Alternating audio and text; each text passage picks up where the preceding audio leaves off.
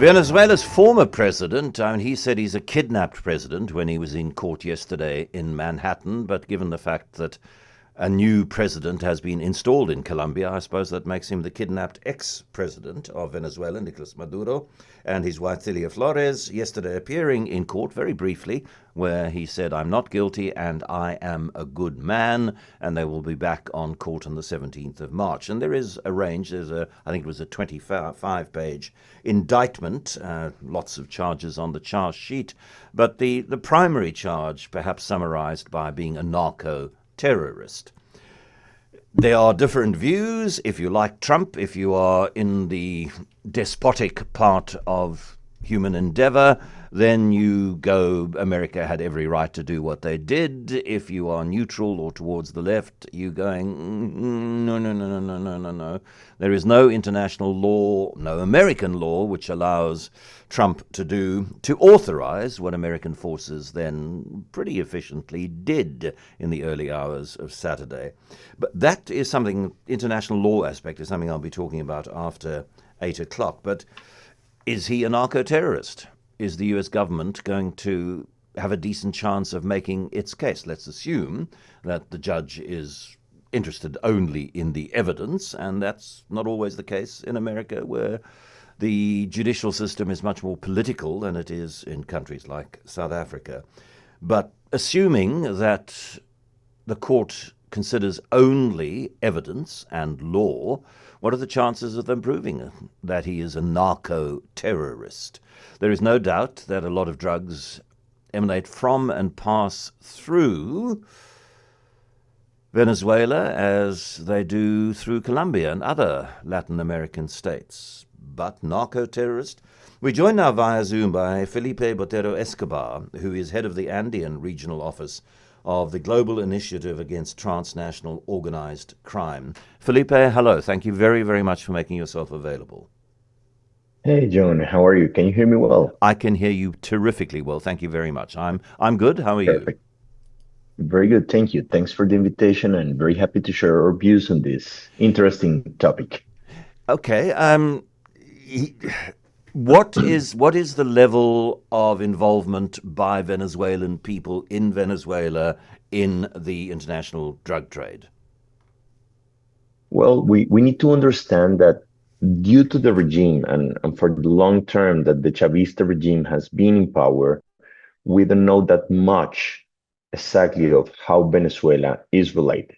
But what we do know is that Venezuela borders with Colombia, which is the main cocaine producer of the world.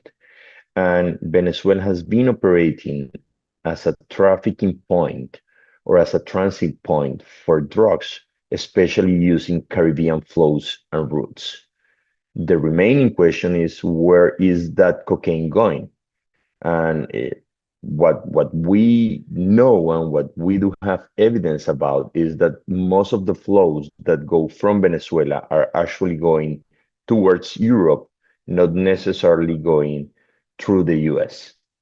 In any scenario, and in the last years, what we have also seen is that more criminal groups from Colombia are now operating also on the other side of the border, meaning in Venezuela. And Venezuela is changing its pattern, not only as a transit, but probably as a production place of cocaine, and then as a distribution hub. So most of the cocaine reaching Europe and some of the cocaine reaching the United States of America, we're speaking very broadly here, comes from Colombia, then moves through Venezuela. The closest Caribbean nation is Trinidad and Tobago, so to there or somewhere else, and from there into Europe and some of it into the US. That's broadly the picture. Yes, so basically cocaine being produced both in Colombia and in Peru, moved through the borders, crossed to Venezuela, and then on the Caribbean coast, move through different Caribbean routes.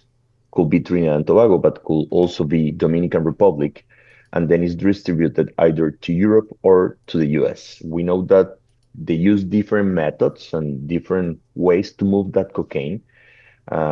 That includes containerized shipping, but also go fast, but also fishing vessels, but also recreational vessels, and also air air flows or air methods of transportation. So different methods are being implemented from Venezuela to move cocaine out of South America to somewhere else. And fentanyl, because Donald Trump has made much of the threat of fentanyl to the American population, and part of the American legal justification for what they did is that, in a sense, they were operating under the UN Charter, which allows military action as self-defense. And the Americans are probably going to argue in international fora that this was an act of self-defense because drugs originating from or passing through Venezuela, including and specifically focusing on fentanyl, are a threat to American life. Is Venezuela a key transit point for fentanyl? What we do know right now is that not. Venezuela operates as a cocaine transit hub, but not necessarily for fentanyl. Fentanyl is getting through land routes, and mainly from Central America, or is being produced in the border of the US or crossing the border within the US. So there is no clear evidence that we could consider fentanyl being moved from Venezuela.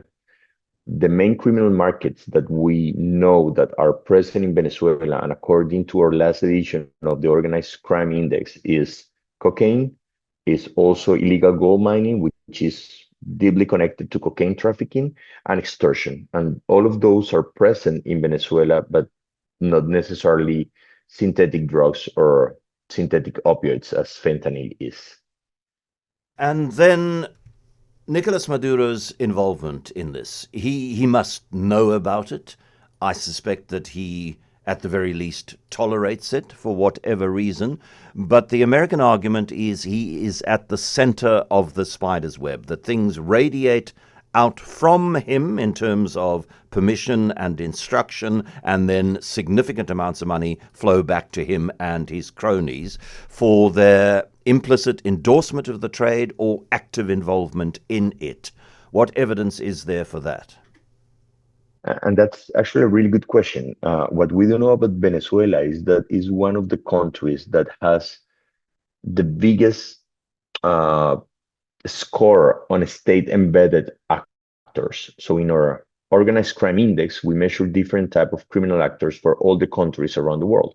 And actually, Venezuela ranks 7th worldwide in state-embedded actors, meaning that there is a very entrenched and very embedded way of cooperation and functioning of organized crime in Venezuela that requires or that use people from the state or within the state, and not only from the executive branch, but also from the army, from the forces, and from all the other powers to be facilitating this type of organized crime.